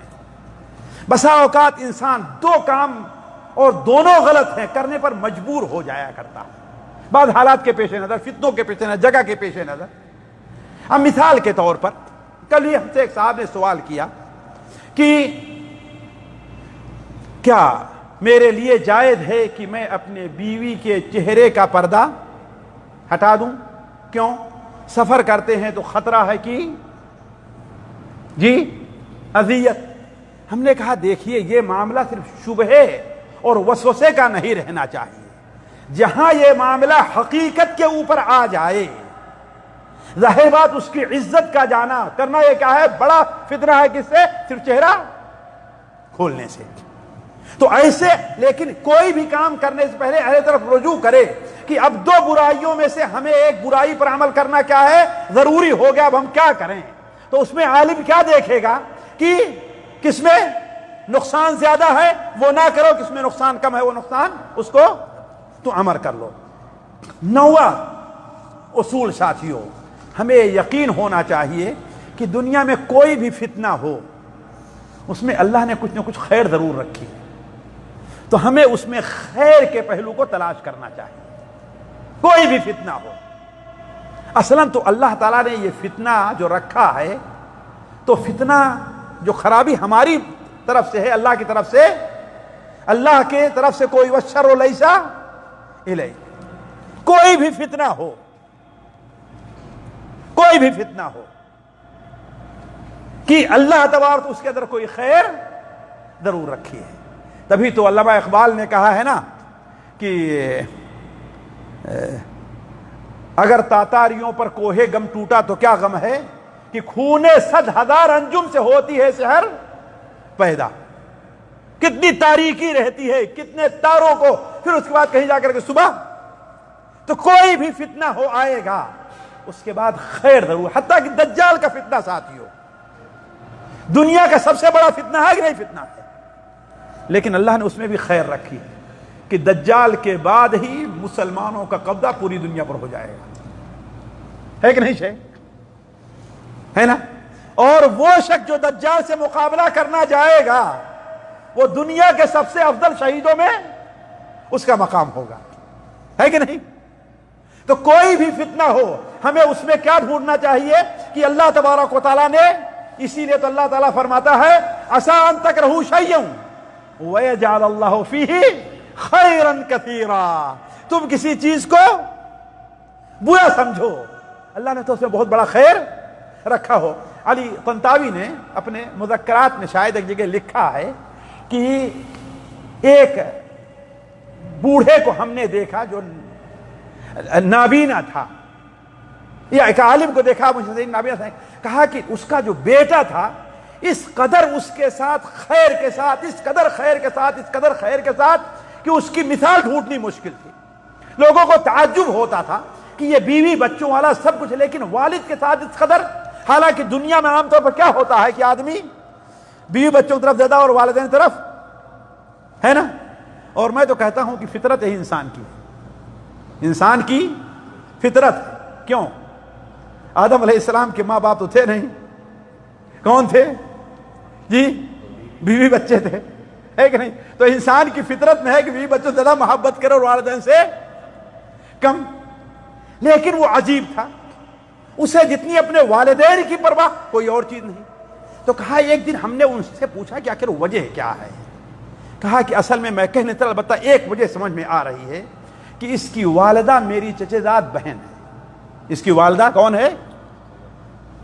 شکل بھی اچھی نہیں ہے، زبان بھی ہے نا، کوئی اس سے شادی کے لیے تیار نہیں، لیکن ہم نے سوچا کہ میرے چچا کی بیٹی ہے، اگر ہم نے اس پر صبر نہیں کیا تو کہا کہ ہم نے کس قدر صبر کیا وہ کہا نہیں جا سکتا ہے۔ میں سمجھتا ہوں کہ اللہ تعالیٰ نے اسی کا بدلہ میں دیا ہے۔ تو عسیٰ ان تکرہوا شیئا ویجعل اللہ فیہ خیرا کثیرا، ہو سکتا ہے تم کسی چیز کو ناپسند کرو، اللہ نے اس کے اندر بہت بڑا خیر۔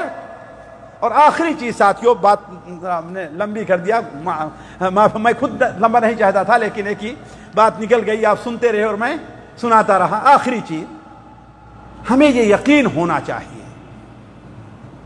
دل کی گہرائی سے، ساری دنیا ایک طرف ہو جائے لیکن ہمیں یقین رہنا چاہیے کہ المستقبل لہذا الدین، المستقبل لہذا الدین، تو نہ مٹ جائے گا ایران کے مٹ جانے سے، نشے میں کو تعلق نہیں میں خانے سے۔ یہ نہیں ہے کہ شراب میں خانے میں پیا جائے تو وہی نشہ آئے گا باہر، نہیں نا۔ مسلمان کے مٹ جانے سے اسلام نہیں مٹے گا، اور یہ وہ دین ہے جسے اللہ تعالیٰ نے کس کے لیے باقی رکھا ہے؟ قیامت تک کے لیے۔ اسے یقین ہونا چاہیے، وَهُوَ الَّذِي أَرْسَلَ رَسُولَهُ بِالْهُدَى وَدِينِ الْحَقِّ لِيُظْهِرَهُ عَلَى الدِّينِ كُلِّهِ وَلَوْ كَرِهَ الْمُشْرِكُونَ۔ ہم کمزور پڑ جائیں گے لیکن اسلام کمزور، اگر ہم نے اسلام کا بیڑا اٹھانا نہیں چاہا، اس جھنڈے کو لے کر کے آگے نہیں بڑھے، تو اسلام کا کوئی نقصان نہیں ہوگا۔ نقصان کس کا ہوگا؟ ہمارا ہوگا۔ وَإِن تَتَوَلَّوْا يَسْتَبْدِلْ قَوْمًا غَيْرَكُمْ ثُمَّ لَا يَكُونُوا أَمْثَالَكُمْ۔ اگر تم نے دین کی مدد سے اپنا پیچھا چھوڑایا تو اللہ تعالیٰ تمہیں ہلاک کر کے دوسری قوم کو لے آئے گا، وہ تمہاری طرح نالائق نہیں ہو۔ تو ہمیں یقین ہونا چاہیے کہ مستقبل کس کا ہے، ایک وقت آنے والا ہے اس دنیا کے اوپر، جیسا کہ نبی صلی اللہ علیہ وسلم قسم کھا کر کے بیان کیا اس دعوت وغیرہ میں کہ لا يبقى على ظهر الارض بیت مدر ولا وبر الا ادخلہ اللہ الاسلام بعز عزیز اور بذل ذلیل۔ اللہ کی قسم، آپ نے جس کے ہاتھ میں میری جان ہے، ایک وقت ایسا آئے گا کہ اس روئے زمین کا کوئی بھی ایسا گھر، نہ شہر نہ دیہات، نہ یہ بڑی بلڈنگیں، نہ خیمے، نہ بالوں کے بنے ہوئے یہ خیمے، کوئی ایسا باقی نہیں رہے گا جہاں پر اللہ تبارک و تعالیٰ کا دین اسلام وہاں پر پہنچ نہ جائے۔ بعز عزیز اور بذل ذلیل، یا لوگ قبول کریں گے شرافت کے ساتھ تو عزت ملے گی، ورنہ ذلیل ہو کر انہیں قبول کرنا پڑے گا۔ تو ہمیں یقین ہونا چاہیے کہ دین اسلام، جب ہمیں یہ یقین ہوگا ساتھیوں، کسی آدمی کے بارے میں ہم شبہ رہتا، ہمیں ایک مریض کے بارے میں صرف امید رہتی ہے، تو اس کی وفات تک اس کے مرض سے ہم لڑتے رہتے ہیں، ہے کہ نہیں ہے؟ اس ڈاکٹر کے پاس، اس ڈاکٹر کے پاس، اس ڈاکٹر کے پاس، اس ڈاکٹر، لڑتے رہتے، یہ صرف وہم کی بنیاد پر۔ اور یہاں تو ہمیں یقین ہونا چاہیے کہ دین کیا ہے، غالب ہو کر کے رہے گا۔ تمام دین ختم ہو جائیں گے، دین اسلام ہی باقی رہے گا۔ ایک وقت آئے گا قیامت سے پہلے، اگر ہم نے اس کا ساتھ نہیں دیا تو اللہ تعالیٰ کسی اور قوم کو لائے گا جو اس دین کو دنیا میں غالب کریں گے۔ تو ہم وہ بدبخت کیوں بنے کہ ہم اس کی مدد سے اپنا پیچھا چھڑا لیں؟ تو ہمیں یقین رہنا چاہیے کہ مستقبل کیا ہے، دین اسلام کا ہے۔ اللہ تبارک و تعالیٰ سے دعا ہے کہ اللہ تعالیٰ اس فتنے کے دور میں ہماری آپ کی حفاظت فرمائے۔ اللہ تبارک و تعالیٰ ہر قسم کے فتنوں سے، ہر قسم کی مصیبتوں سے ہماری آپ کی حفاظت فرمائے۔ اللہ تعالیٰ ہماری نئی نسل کی حفاظت فرمائے۔ اللہ تعالیٰ ہمیں ہر قسم کے شبہات اور شہوات کے فتنے سے محفوظ رکھے۔ اللہ تعالیٰ ہمیں دین اسلام کی مدد اور دین اسلام کی خدمت کی ہمیں توفیق عطا فرمائے۔ سبحانک اللہم و بحمدک، اشہد ان لا الہ الا انت، استغفرک و اتوب الیک۔